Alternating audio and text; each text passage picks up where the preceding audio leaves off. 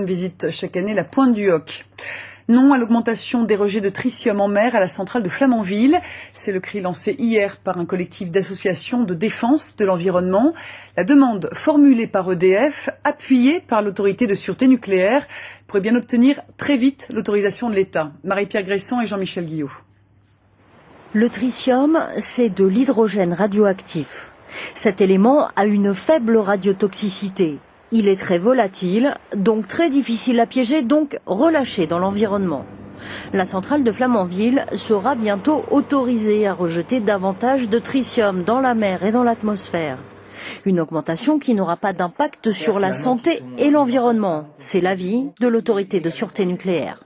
Il n'y a pas de danger lié au tritium, quand bien même il est rejeté dans des quantités qui sont relativement importantes. Ce qui importe, c'est bien l'impact sanitaire et environnemental du tritium. Et aujourd'hui, sur la base des évaluations qui sont réalisées, on a l'assurance que cet impact est vraiment très limité. On est sur 1% de la limite qui est autorisée globalement.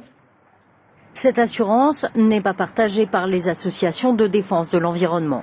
Selon elles, le risque du tritium est sous-estimé, cette autorisation laxiste. L'ASN, elle a d'un côté des associations comme les nôtres, puis d'autre côté, elle a les exploitants nucléaires, et elle est là pour essayer de tenir compte de tout ça. Donc nous sommes dans une logique où nous exprimons une différence et un point de vue différent. Il y a aujourd'hui des réévaluations scientifiques et il y a un certain nombre d'entités scientifiques qui cherchent à se faire entendre pour indiquer qu'on sous-évalue le risque radiotoxique du tritium. L'autorisation d'augmenter les rejets de tritium pour l'instant ne concerne que la centrale de Flamanville. En clair, quand l'EPR fonctionnera, une nouvelle autorisation sera nécessaire. Il y a 50 ans, le 13 février 1960, la France faisait exploser à Regan, dans le grand sud algérien, sa première bombe atomique. Les essais dureront 6 ans, 6 ans durant lesquels des soldats français ont été délibérément exposés à des radiations. C'est ce qui ressort d'un rapport militaire classé confidentiel défense. Le but étant ensuite, je cite, d'étudier les effets physiologiques et psychologiques sur l'homme par l'arme atomique. Alors Olivier Lehoux, bonsoir. Bonsoir. Vous êtes avocat au barreau de Caen et ce dossier vous le connaissez bien puisque vous avez plaidé au mémorial de Caen lors du concours international de plaidoirie le 31 janvier dernier sur ce thème. Je crois que c'est après avoir vu un film au cinéma Le Luxe que vous avez eu cette idée. Tout à fait. J'étais invité par la Ligue des droits de l'homme à Caen et quand j'ai vu ce documentaire réalisé par Jamel Ouab, qui est un réalisateur franco-algérien. Gerboise Bleue. Gerboise Bleue, tout à fait. Documentaire très émouvant. Dans la salle, il y avait des vétérans qui ont indiqué que c'est la première fois qu'ils en parlaient depuis 50 ans. Et cette émotion, elle s'est transformée par une certaine forme d'indignation. C'est pour ça que je me suis dit que j'allais porter cette cause au mémorial de Caen, en Basse-Normandie, une région qui connaît bien, en définitive, le nucléaire. Alors officiellement, voilà. 37% des vétérans ont développé des cancers.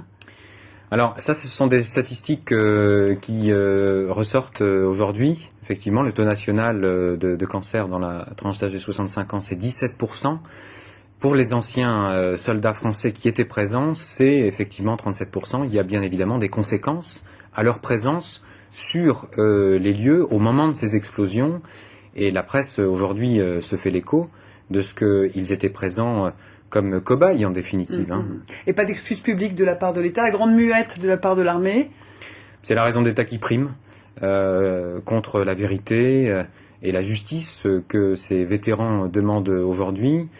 On a obtenu une loi du 5 janvier 2010 qui permet aujourd'hui l'indemnisation. Donc le ministre de la Défense reconnaît qu'il y a des victimes des conséquences de ces essais nucléaires, mais pas d'excuses publiques aujourd'hui du président de la République français à son homologue algérien. Alors vous avez plaidé au mémorial, mais ça ne s'arrête pas là. Je crois que vous voulez donner un autre souffle en fait à ce combat. Ben, c'était pas forcément facile de plaider cette cause au mémorial. C'est un sujet difficile dans cette région, et puis c'est toujours un exercice particulier. Mais le mémorial a décidé de m'accorder le deuxième prix. Donc c'est aussi courageux d'accorder un prix à ce sujet. Ça me donne des ailes en définitive aujourd'hui, et donc j'ai envoyé mon sujet à tous les députés de Basse-Normandie. J'ai demandé audience auprès de Bernard Kouchner, qui va bientôt aller en Algérie. Voilà, ce sujet cristallise un petit peu les événements médiatiques aujourd'hui, mais je pense que le combat va continuer. Voilà. Merci beaucoup Olivier Lehoux d'être venu nous parler de ce sujet dans le journal. Merci.